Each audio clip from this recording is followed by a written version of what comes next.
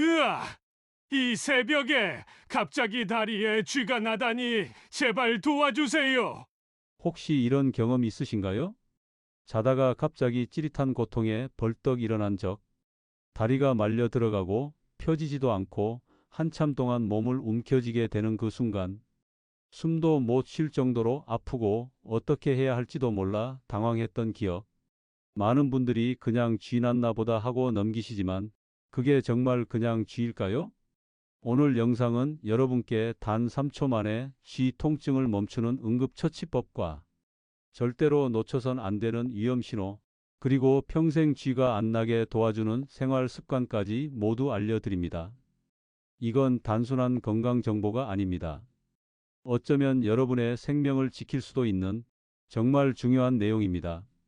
그러니까요, 좋아요와 구독 버튼 눌러서 지금 이 영상을 저장해 주세요.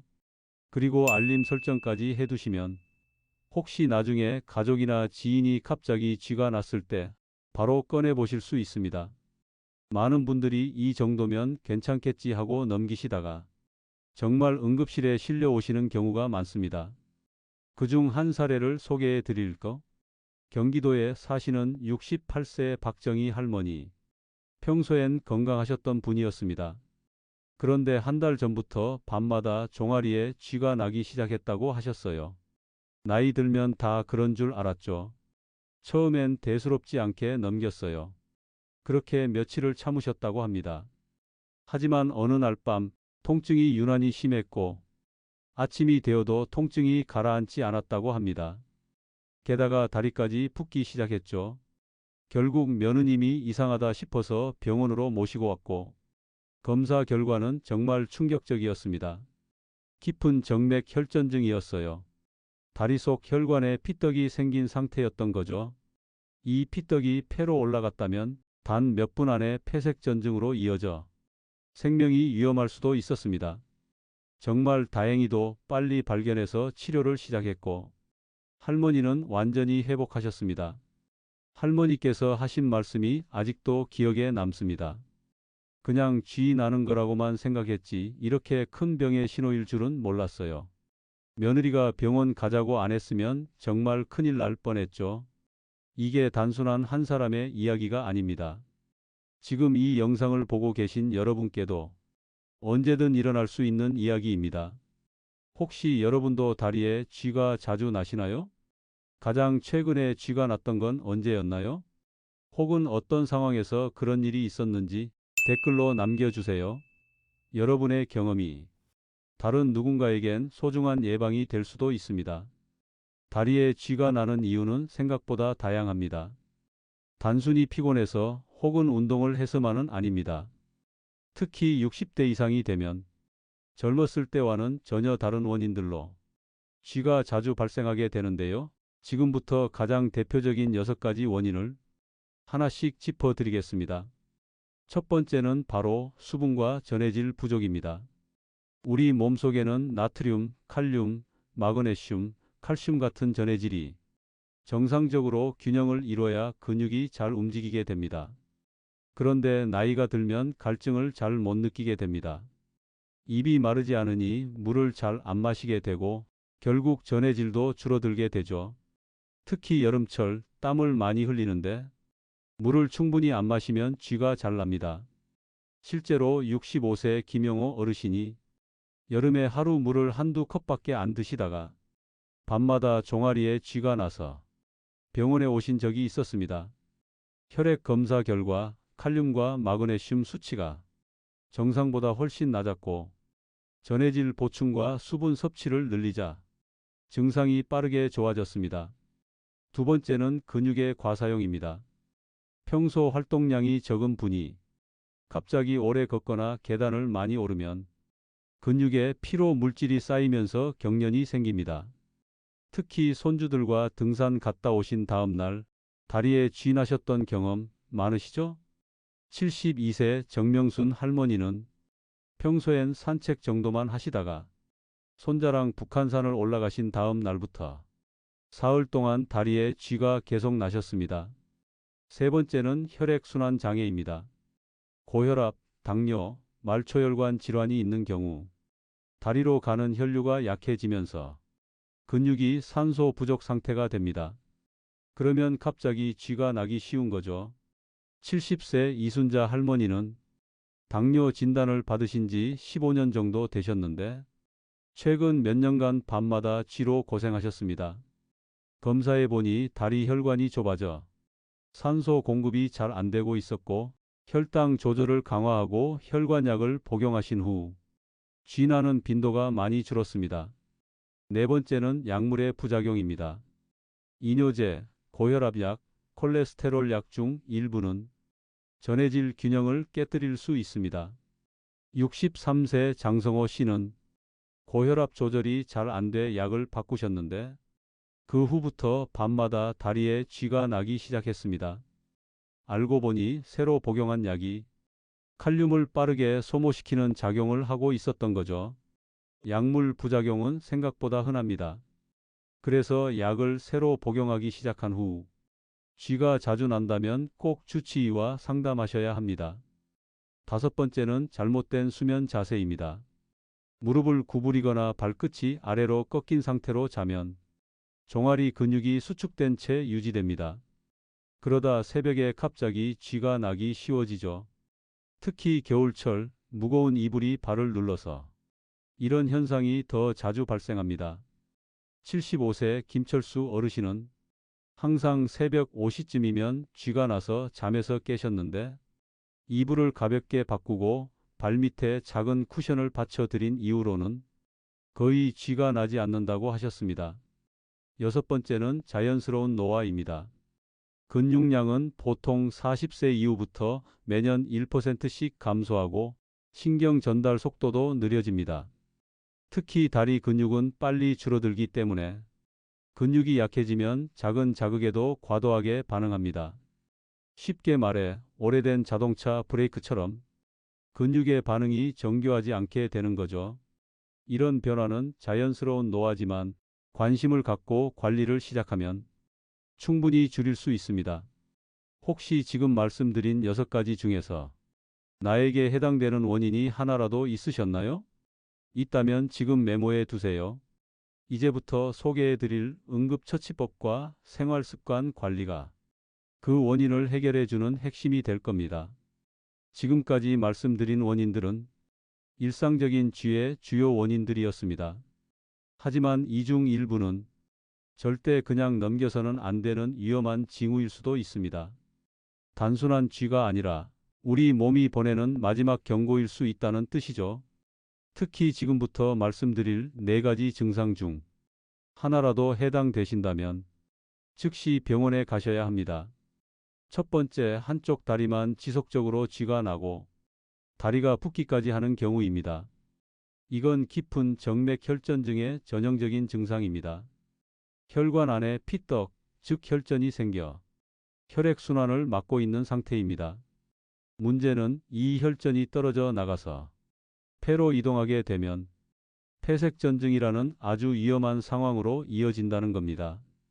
이건 갑자기 사망할 수도 있는 치명적인 질환입니다. 실제로 작년에 있었던 일입니다. 50대 회사원 이철민 씨가 왼쪽 다리에만 계속 쥐가 나고 붓기까지 생겼지만 바빠서 병원에 못 가고 버티다가 어느 날 갑자기 숨이 차고 가슴이 아파서 응급실에 실려왔습니다. 검사 결과 다리에 있던 혈전이 폐로 이동해 폐색전증을 일으킨 상황이었습니다. 다행히 응급수술로 생명을 구하긴 했지만 조금만 늦었으면 결과는 달랐을 겁니다. 두 번째, 쥐가 풀린 뒤에도 통증이 몇 시간 이상 지속되는 경우입니다. 보통 쥐는 5분에서 10분이면 서서히 가라앉습니다. 그런데 수시간 이상 통증이 계속되거나 다리에 힘이 안 들어가고 움직이기 힘들 정도로 아프다면 근육 손상이나 출혈 혹은 신경 문제일 수 있습니다. 67세 송미영 할머니는 오른쪽 종아리에 심한 쥐가 난 후 이틀이 지나도 통증이 계속됐습니다.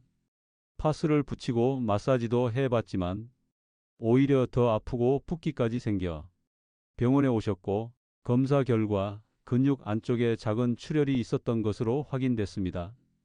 혈압약을 드시고 있었던 탓에 작은 수축에도 혈관이 터졌던 거죠. 세 번째, 다리가 차갑고 창백해지며 감각이 둔해지는 증상이 동반되는 경우입니다. 이건 급성 동맥 폐색일 가능성이 있습니다. 즉, 다리로 가는 혈관이 갑자기 막힌 상태죠. 이런 상황이 장시간 지속되면 조직 괴사가 생길 수 있고 최악의 경우 절단까지도 이어질 수 있습니다. 72세 방영수 어르신이 바로 이런 경험을 하셨습니다. 갑자기 다리에 쥐가 나면서 발끝이 차가워지고 색깔도 창백하게 변했다고 합니다.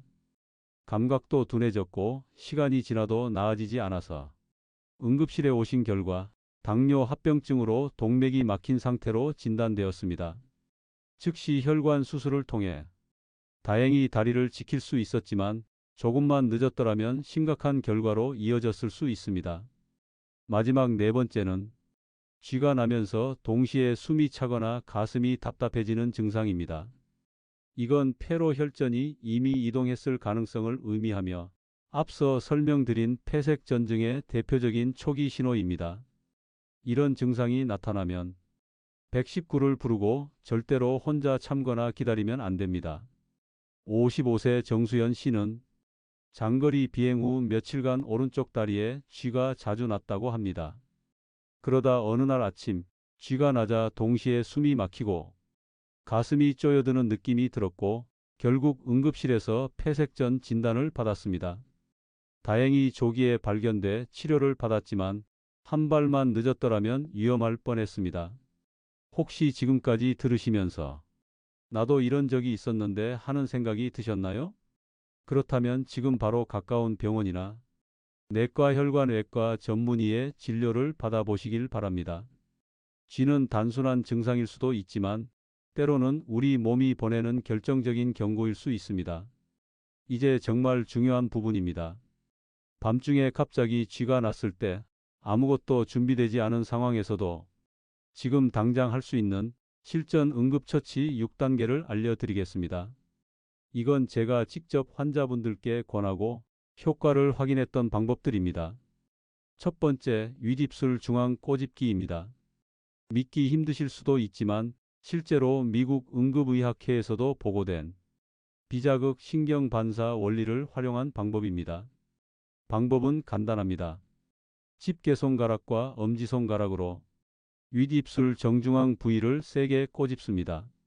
5초간 꼬집고 3초 쉬고 다시 반복. 최소 3회 이상 반복해 주세요. 이 자극이 자율신경계를 통해 다리 근육의 경련 신호를 차단하는데 실제로 효과를 발휘합니다.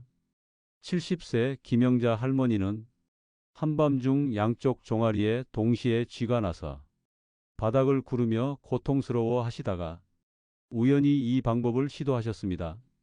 몇 초 만에 경련이 풀려 지금은 전화기 옆에 쥐 날 땐 윗입술이라고 메모해 두셨다고 합니다.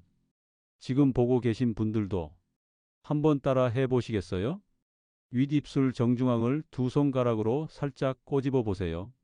생각보다 자극이 강하게 전달되실 겁니다. 꼭 기억해 두세요. 두 번째, 발끝을 천천히 몸쪽으로 당기기입니다. 다리를 쭉 뻗은 상태에서 발끝을 부드럽게 천천히 몸쪽으로 당깁니다. 이때 중요한 건 절대로 급하게 당기지 않는 겁니다.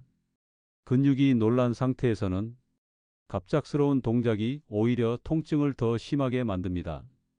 혼자서 하기 어려우시면 벽에 발바닥을 대고 상체를 살짝 앞으로 기울여 주세요. 동시에 무릎도 곧게 펴주시면 종아리 전체가 더 잘 늘어납니다. 박순남 할머니는 관절염 때문에 몸을 구부리기 어려우셨는데 침대 옆 벽을 이용해서 발끝 당기기를 하셨고 쥐가 날 때마다 바로 효과를 보셨다고 합니다. 세 번째, 종아리와 발바닥을 부드럽게 마사지하는 겁니다. 발끝 당기기로 급한 통증이 조금 가라앉으면 손으로 종아리, 아킬레스건, 발바닥을 아래에서 위로 원을 그리듯 마사지해 주세요. 너무 세게 누를 필요는 없습니다. 손에 따뜻한 온기를 전달한다는 느낌으로 5분에서 10분 정도 부드럽게 마사지해 주시면 됩니다. 이때 꾹꾹 누르기보단 천천히 돌려가며 눌러주는 게 훨씬 효과적입니다. 네 번째, 혈자리 지압입니다. 종아리 뒤쪽에서 가장 볼록한 부분에서 손가락 두 마디 아래, 바로 승산혈이라는 자리입니다. 이곳을 엄지손가락으로 3초간 세게 누르고 1초 쉬기를 5번 반복해 주세요. 아프면서도 시원한 느낌이 드는 부위가 바로 그 지점입니다.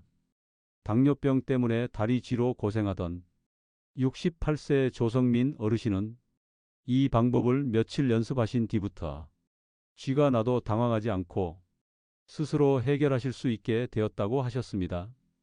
다섯 번째는 온찜질입니다. 쥐가 났던 부위에 따뜻한 수건이나 찜질팩을 10분에서 15분 정도 대주세요. 너무 뜨겁지 않게 손등으로 온도를 확인하시고 살짝 따뜻하다고 느껴지는 정도가 적당합니다. 온찜질은 혈관을 확장시키고 근육의 긴장을 완화시키는 데 효과가 좋습니다. 당뇨가 있으신 분들은 감각이 둔해져 화상 위험이 있으니 항상 온도를 확인한 후 사용하세요. 찜질팩이 없으시면 따뜻한 물에 적신 수건도 충분히 도움이 됩니다. 마지막 여섯 번째는 다리 X자 꼬기 자세입니다.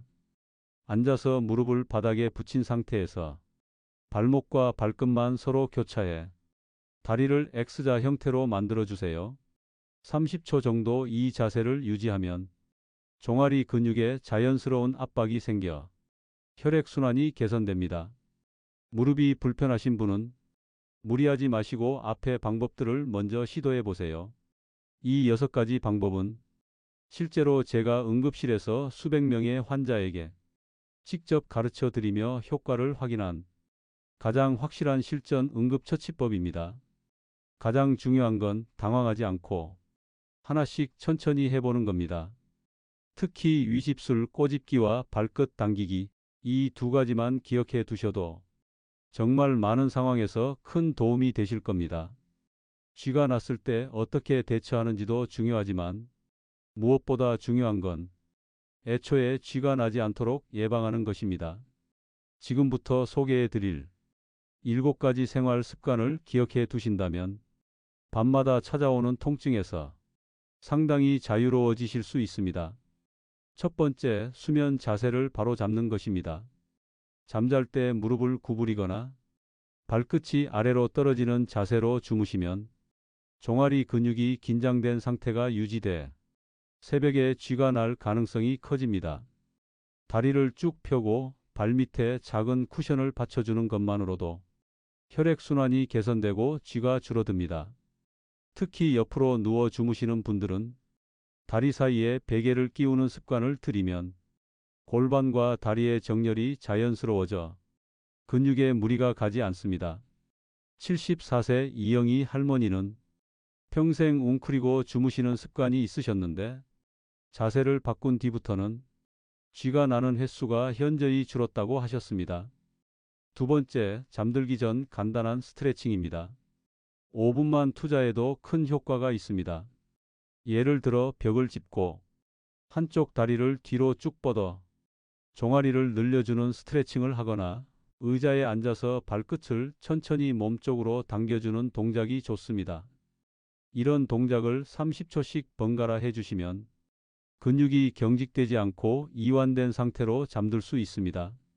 침대에 누운 채 발목을 시계 방향과 반시계 방향으로 5번씩 천천히 돌리는 것도 좋은 방법입니다. 세 번째, 수분을 충분히 섭취하는 습관입니다. 하루 1.5리터에서 2리터 정도의 물을 조금씩 나누어 마시는 것이 좋습니다. 갈증이 없어도 1시간에 한 컵씩 마시는 습관을 들이세요. 특히 수면 2시간 전부터는 야간 화장실 방문을 줄이기 위해 물을 조금씩 줄이시는 게 좋습니다. 70세 최순자 할머니는 화장실 가기 싫어서 하루에 물을 2~3컵만 드셨는데 물 섭취량을 늘린 뒤로 쥐가 나는 일이 거의 없어졌다고 하셨습니다. 네 번째, 하루 중 한 번 이상 가볍게 몸을 움직이는 겁니다.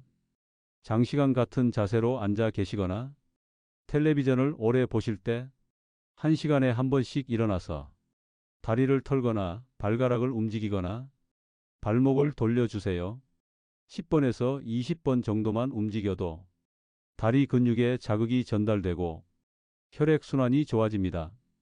은퇴 후 집에 계시는 시간이 많아진 65세 김명수 어르신은 집안을 일시간마다 한 바퀴 도는 습관을 들이고 쥐 증상이 거의 사라졌다고 하셨습니다. 5번째, 복용 중인 약물을 점검해 보는 것입니다. 이뇨제나 고혈압약, 콜레스테롤 약 중에는 전해질을 소모시켜 쥐를 유발할 수 있는 성분이 있습니다.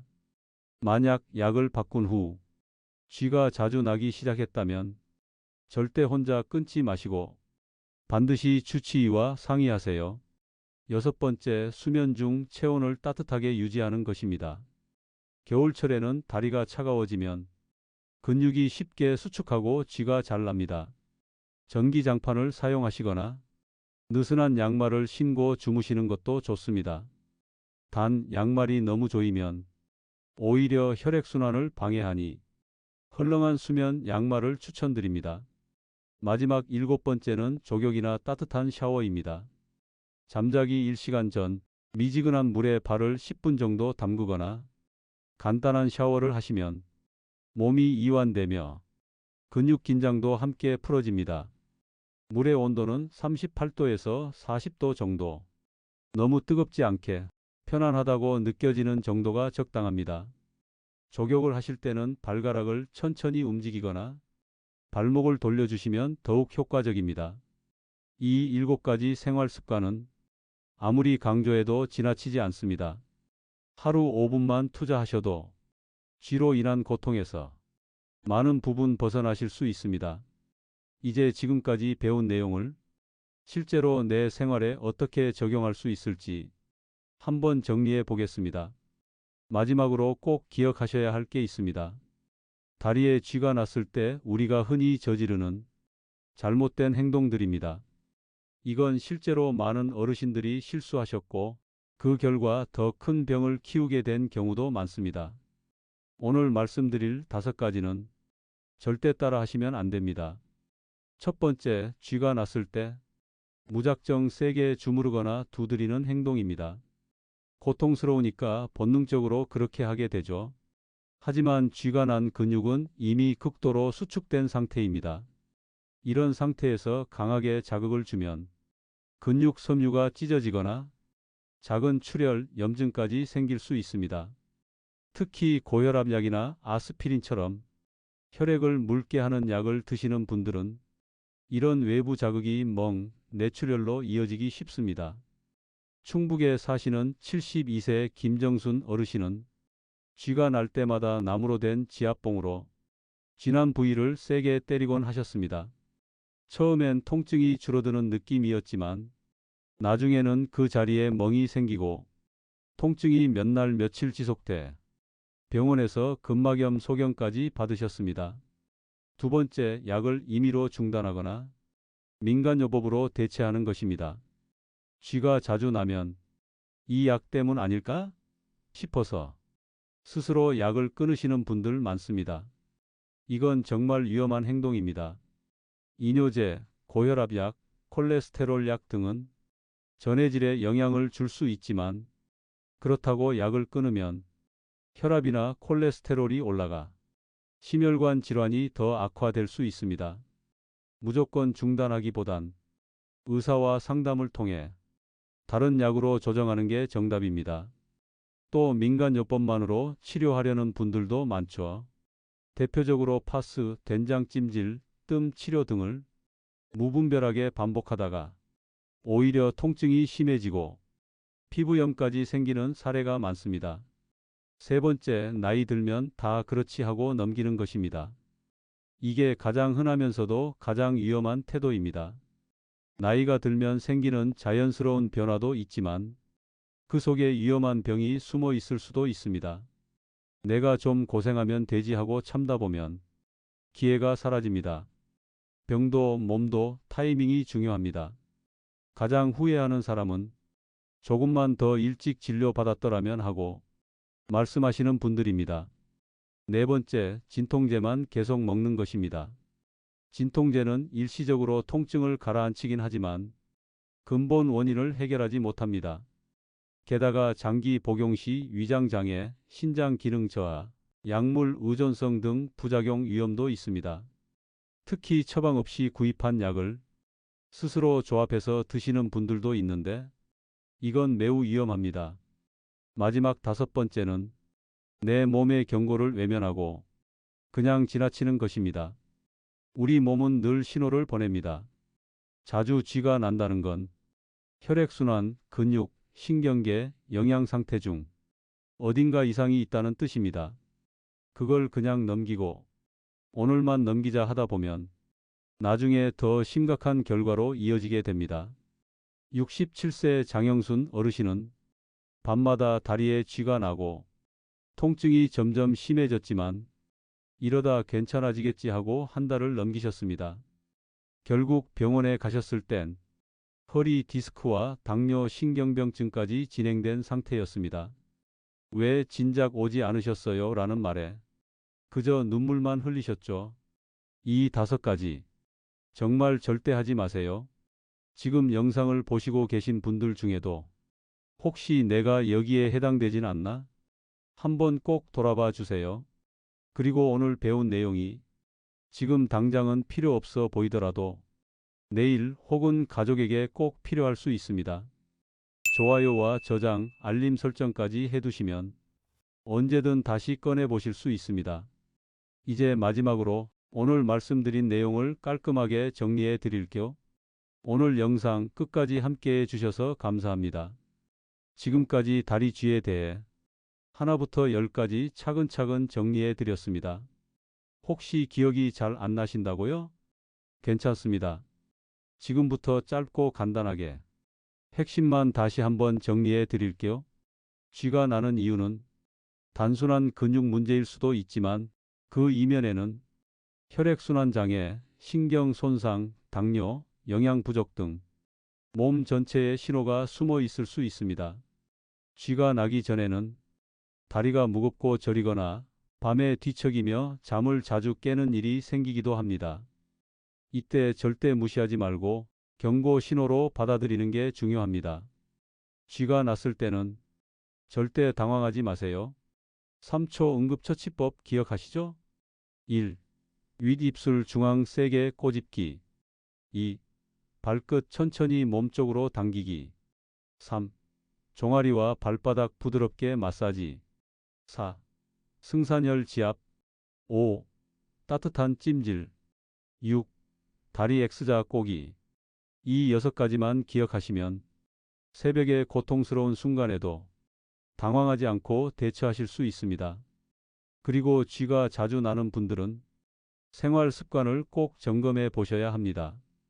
잠자기 전 스트레칭, 수면 자세 바꾸기, 물 자주 마시기, 약물 점검, 체온 관리, 가벼운 조격까지 이런 작은 습관들이 여러분의 밤을 훨씬 편안하게 만들어줍니다. 무엇보다 중요한 건 나이 들어서 당연한 일이라며 넘기지 않는 것. 절대 혼자 참지 마세요. 그리고 오늘 영상에서 알려드린 절대 해선 안 되는 행동 5가지 다시 한번 꼭 기억해 주세요. 1. 무작정 세게 주무르기. 2. 약물 마음대로 끊기. 3. 나이 탓으로 넘기기. 4. 진통제만 의지하기. 5. 민간요법만 맹신하기. 이건 단순한 통증의 문제가 아니라 우리 몸이 보내는 마지막 경고일 수 있습니다. 여러분의 건강한 노후는 하루하루의 작은 선택에서 시작됩니다. 혹시 오늘 영상 보시고 이건 내 얘기 같다 하셨다면 지금부터라도 실천해 보세요. 그리고 영상 아래 댓글로 여러분의 경험을 남겨주시면 다른 분들에게도 큰 도움이 됩니다. 지금 바로 댓글창에 나도 새벽에 쥐 나본 적 있어요. 나는 이렇게 대처했어요 하고 간단하게 남겨주셔도 괜찮습니다.